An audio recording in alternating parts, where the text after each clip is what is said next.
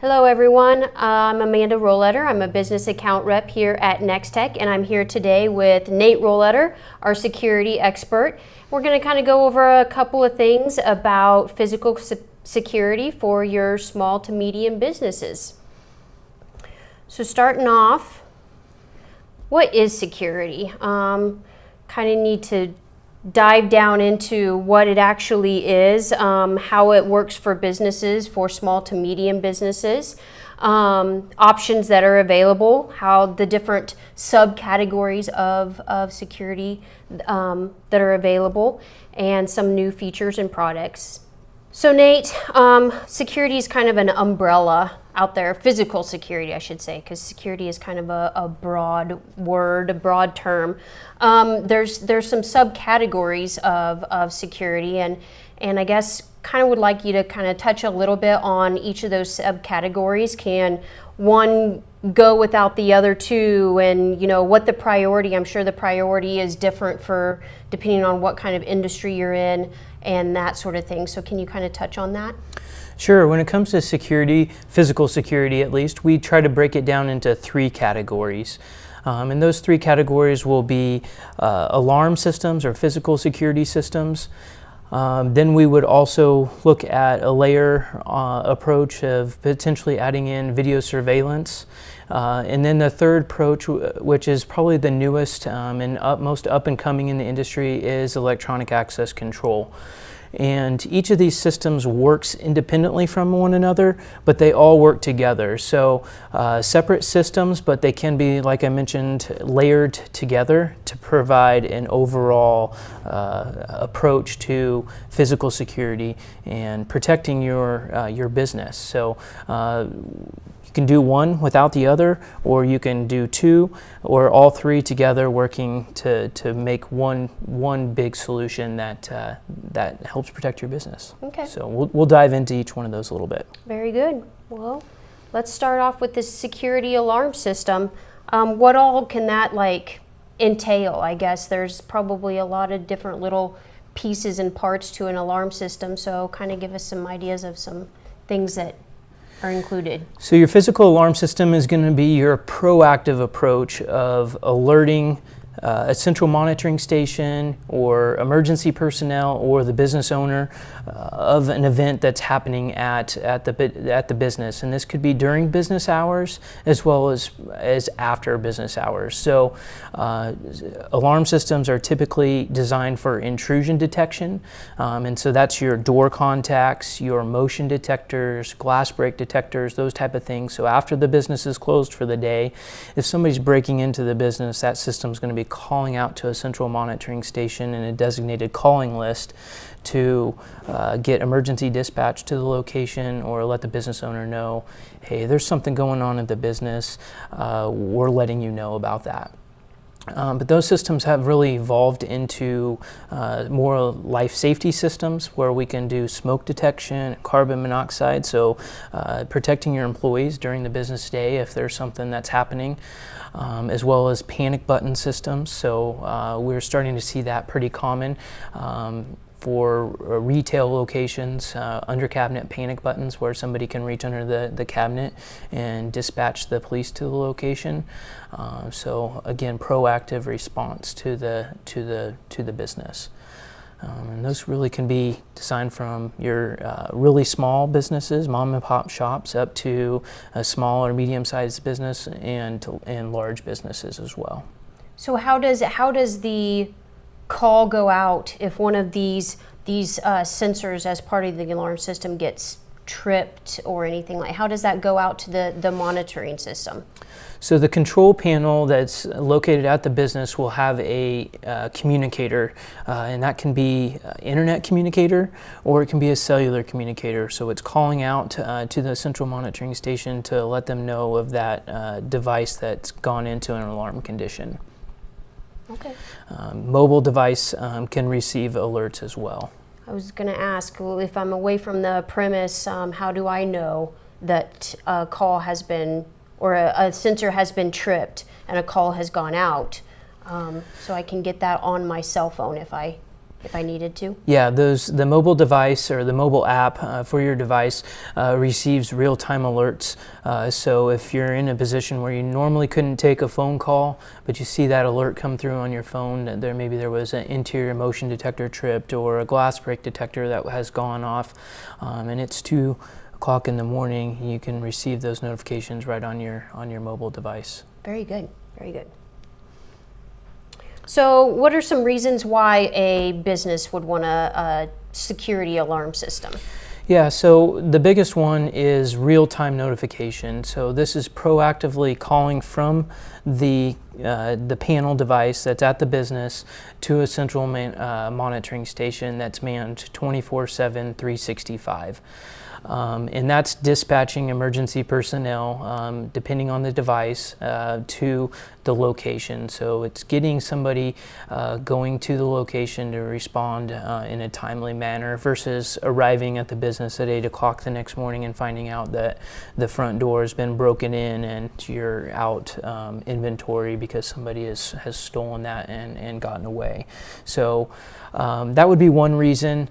The silent panic devices, again, that would be more so during business hours, but we can get emergency response coming to the location without sounding sirens and stuff like that during business hours. So a little bit more on the proactive monitoring side for that piece of the puzzle. Okay. So next subcategory is surveillance, and kind of when you think about surveillance and video cameras, security cameras, you kind of think of bigger businesses or factories kind of being, all these security cameras around, but it's really not necessarily for those bigger businesses. It's very much so for small and medium businesses, especially in rural Kansas and rural areas. There's a big need for that. Can you kind of touch on that? Yeah, most definitely. Really, we're seeing the surveillance systems starting even to become more of a commonplace in residential locations. So this really will evolve from residential to small business to a medium, large-sized business, because they can scale from a single camera to hundreds, and that's a benefit or a positive out of having an IP-based surveillance system, is that we can start out with one camera and we can continue to grow as the customer's needs evolve or change over time. So we can start small and continue building that, and it really gives you another layer on top of the physical alarm systems where we can actually go back now and review the video footage and see exactly what happened in that break-in event. Was it one person? Was it two people? What did they take? So we can try to go back and try to find what's been taken, and hopefully we can present that in the court of law to bring justice to somebody that has broken into your business. So pairing that kind of with a security alarm system, I guess, do you see a lot of businesses doing just the surveillance versus a security and alarm, or is it vice versa? Kind of what have you seen in that? It's been a mix of a little bit of everything. So maybe you've had a break-in event in the past that's caused you to think about installing video surveillance, but there could be a lot of different reasons that you use the video surveillance. So we might want to monitor things throughout, operational things throughout the day. How's my staffing for the business that I have in a different town? So if I'm a manager, I might want to log in remotely and see what's going on in a business office over in Russell. Maybe it's for liability reasons, where there's a risk for somebody falling or a machinery in a shop that somebody could get injured. So I may want to go back and review video footage to see if I have a valid workman's comp claim. Or inventory shrinkage is one of the biggest problems that small businesses run into, whether it's somebody stealing something off of the shelf, or it's an internal issue where somebody's employee, unfortunately, is maybe taking food out the back door to where you need to try to mitigate some of those inventory shrinkages. So there's a lot of different reasons customers install video surveillance, and it really depends on what your need is, but there's generally a solution that can help. That's a good thing to keep in mind. It's not necessarily for those to try to catch those lawbreakers out there, but it could actually cut down on costs for your business in other ways, or finding ways to be more efficient, I guess, business-wise. So that's a good thing to keep in mind.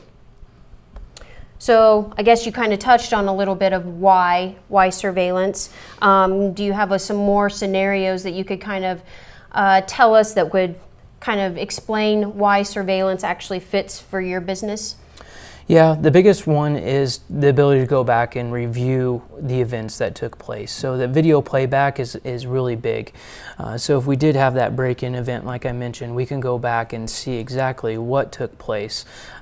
Did somebody drive into the property and load something up? Wasn't it, like I mentioned, an employee that's maybe taken something out the back door, liability reasons, those type of things. There's a lot of things that the video surveillance can be useful for. Mm-hmm. Very good. All right. Third subcategory we're going to talk about today is electronic access control. And that's kind of become more of an interest over the last 12 to 18 months. I know that it's kept you busy. Can you explain to us what access control actually is, first off? Yeah, access control is just a means of managing who has access to go in and out a door. So really the easiest way to describe it is it's a key replacement system. So rather than using a metal key to get into the business, now you're using some form of an electronic credential to get into the business. So we can electronically control who has access to which doors throughout the facility. So maybe when we want to give somebody access to this door over here, but not this door, so rather than having to have a locksmith come in and rekey different cylinders and different key types for different individuals, now through a click of a mouse or through a computer, we can control which doors somebody has access to. We can go in and we can set schedules of what time doors open and close. So if you're a retail business, we can control that the front door opens up at 8 o'clock in the morning and then it automatically locks at 7 o'clock or whenever your closing business hours are, so that there isn't that risk of human error of forgetting to close or lock up the front door to the business.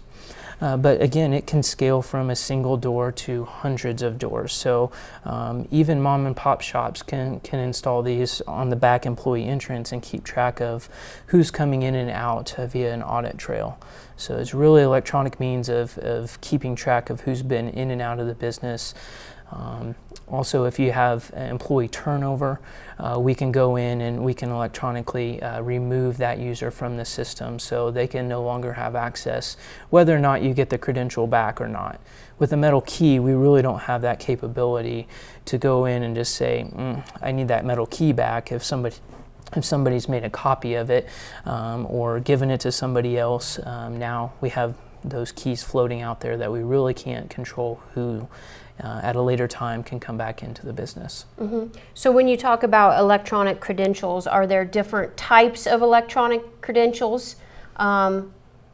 Different ways to get into that, I guess? Yeah, the most typical is a card. So and to put it into other terms that maybe more people can relate to is if you've gone to a hotel and they've issued you a key card to get into your motel room. That's the basic gist of it. The systems are more sophisticated on the back end than that because they can keep track of a lot more. But the cards are the most common type, but they can go to the key fobs. So the key fobs here are kind of nice because they clip onto your keychain. So if you drove your vehicle to work, you have your key to get into the business. But if you've watched our presentation that we did last fall specifically on access control, we talked a little bit about mobile credentials, and we'll show you a little bit about that coming up in a few slides. So the mobile credential is another method of using your mobile phone that you pretty much carry with you all day, every day. So that would be another way to use to get into the business. Okay. So why does a business need access control on top of a security alarm system or surveillance?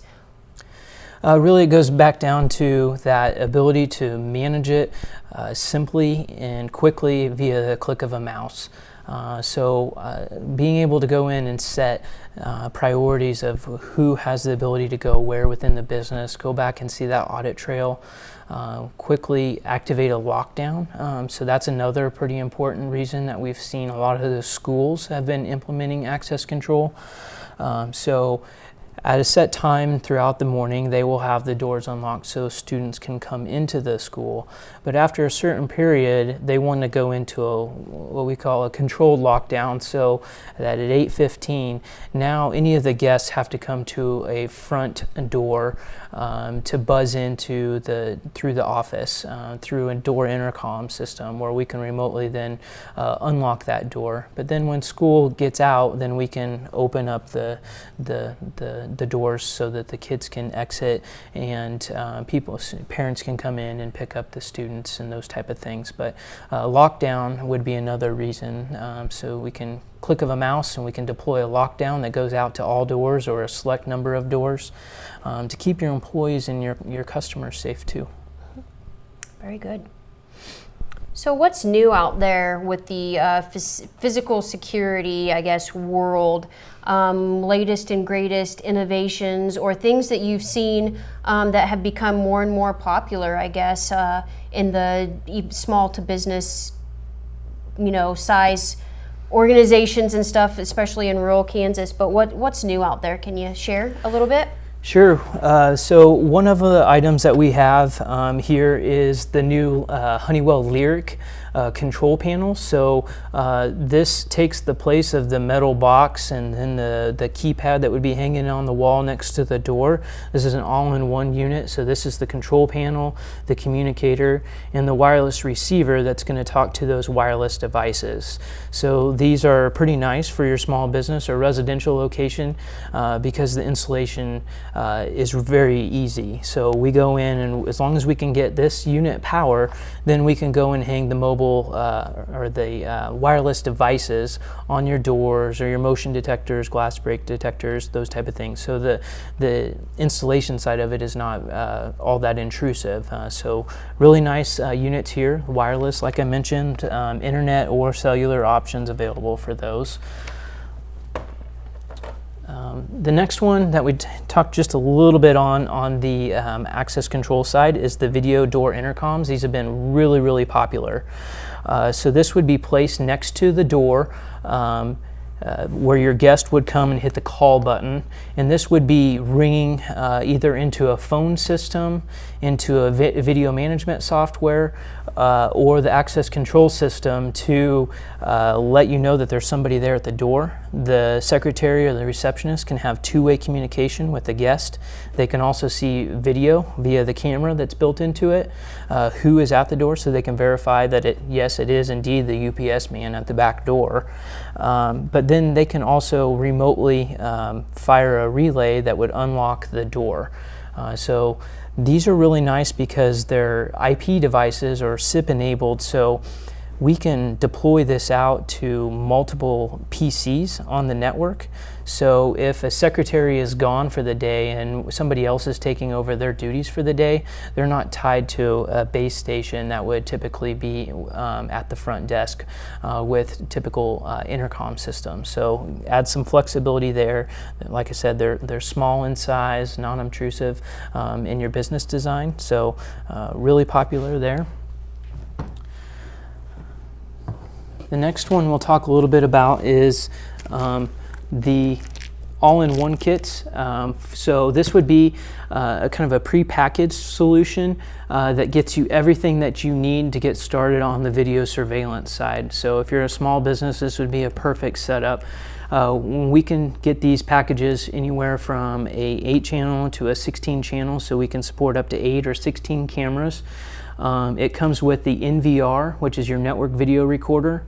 It has a built-in power over Ethernet switch.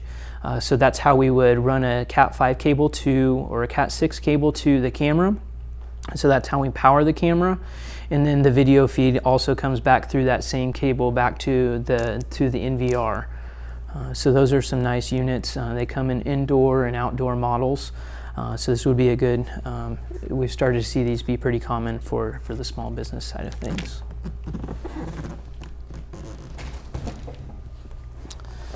And then this one here is probably the one I'm the most excited about that's been released, and this is our wireless access control door lock. So no physical wires to run to this door lock, so makes the installation process very efficient, very low cost to the customer to implement access control.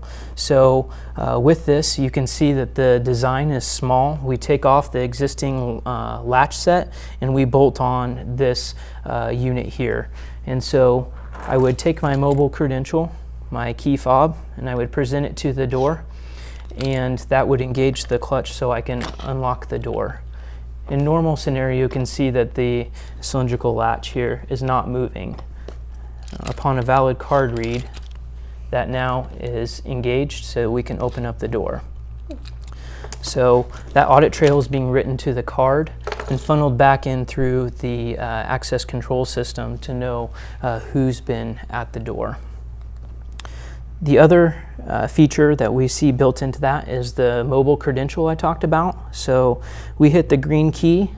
It tells you to present your phone to your door lock, and we just unlocked the door.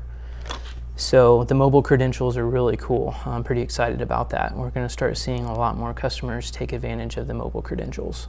So what if I lost my cell phone? Very good question. So with this, what we would do is we would let our administrator of the system know that you've lost your card. They can cancel, or your phone, you can cancel that credential. Or if you go and you issue a new phone, that is automatically done via text message to reissue your key to your new phone. And it's really not that big of a security risk because most people today use some sort of a passcode where you have to type in a code to get into your phone, or a fingerprint. So that phone is still secure from somebody just opening up the app and presenting it to the door to gain access.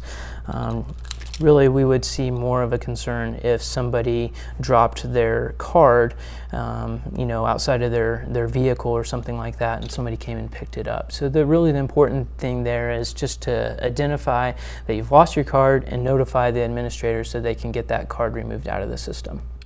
So kind of the same question on what if I lost my card or my key fob? I know it's not the same as having to go get another metal key rekeyed and cut, but cost-wise, how does that compare with these kind of access control systems than having to get something rekeyed, like a door lock rekeyed, or more keys cut? Sure, that's really where you can see the return on your investment with installing an electronic access control system like this. So the credentials usually run around $5 a piece. They can be reutilized, so if you do have an employee that switches positions or takes another job and they get that credential back to you, you can reissue it to a new employee. The other nice thing is once this is installed, we no longer have to call a locksmith to have the cylinders rekeyed on a regular basis, like you should. If you do have employees that are leaving the business, then really the approach should be that you're contacting a locksmith to have those doors rekeyed and cylinders rekeyed. So you can see the return on investment by not having those ongoing service charges by having a locksmith come out. Absolutely. Yeah, especially if you have a lot of seasonal turnover or something like that, you could definitely see where that pays off. So tell us a little bit about the as-a-service that we have available here at Nex-Tech that could incorporate all three of these subcategories for physical security. Sure. I think this is pretty important to talk about for the small businesses. In general, security kind of gets a bad rap that it costs a lot to implement it. And it can, depending on the system or the design of the system. But one of the things that we do a little bit different is we understand that sometimes cash flow can be a little bit of a hurdle sometimes with a small business to get something like this implemented. So the security as a service is set up where we provide the equipment for a monthly fee, and then we take over the maintenance and the responsibility of keeping that system up and running for you. So if you're a small business owner and you maybe don't have the most technical background, you can rely on Nex-Tech to kind of take over some of that for you. So again, a monthly payment that we spread out over a term, and there's some different options for that term, so that you can implement something like this and get that on a monthly basis. And then if there's ever an issue with that hardware, you contact us and we come out, we take care of it, so there's no additional out-of-pocket expense for that customer. Another thing it does is it gets you into that refresh cycle. So there's a termed contract.